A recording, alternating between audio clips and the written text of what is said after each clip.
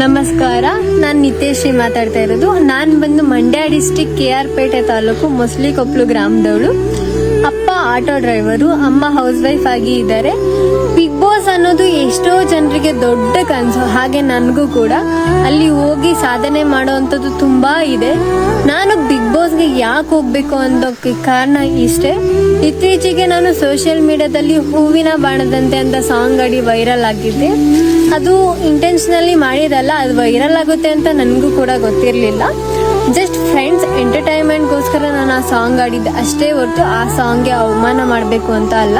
ಅದು ಗೊತ್ತಿದ್ರು ಕೂಡ ತುಂಬ ಜನ ಬ್ಯಾಡಾಗಿ ಕಮೆಂಟ್ ಮಾಡೋದು, ಬ್ಯಾಡಾಗಿ ಟ್ರೋಲ್ ಮಾಡಿದ್ರು.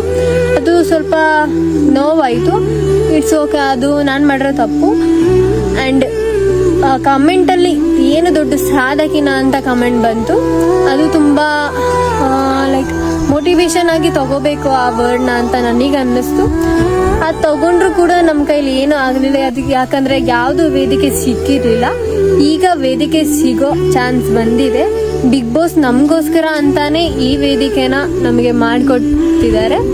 ಆ್ಯಂಡ್ ಈ ವೇದಿಕೆ ಸಿಕ್ಕಿದ್ರೆ ನಾನೇನು ಅಂತ ಇಡೀ ಕರ್ನಾಟಕ ಜನತೆಗೆ ನಾನು ತೋರಿಸಿ ನಮ್ಮ ಅಪ್ಪ ಅಮ್ಮಂಗೆ ಒಂದು ಹೆಸರು ಬರೋ ಹಾಗೆ ಮಾಡಿ ನನ್ನನ್ನು ನಾನು ಈ ಕರ್ನಾಟಕದಲ್ಲಿ ಗುರುತಿಸ್ಕೊಂಡು ನಮ್ಮ ತಾಲೂಕಿಗೆ ನಾನು ಹೆಸರು ತಂದ್ಕೊಡ್ಬೇಕು ಅಂತ ಇದ್ದೀನಿ. ಆ್ಯಂಡ್ ಅಲ್ಲಿ ಹೋಗಿ ಸಾಧಿಸೋಂಥದ್ದು ತುಂಬ ಇದೆ. ನನ್ನ life turning point Bigg Boss ಆಗಿರುತ್ತೆ ಅಂತ ನಾನು ಅಂದ್ಕೊಂಡಿದ್ದೀನಿ. ಅದನ್ನು ನೀವು ಈ ಅವಕಾಶನ ನನಗೆ ಕೊಟ್ಟು ನನ್ನ ಲೈಫ್ ಟರ್ನ್ನ ನೀವು ಕಲ್ಪಿಸ್ಕೊಡ್ಬೇಕು ಅಂತ ನಾನು ಕೇಳ್ಕೊತಿದ್ದೀನಿ ನಿಮ್ಮಲ್ಲಿ. Thank you.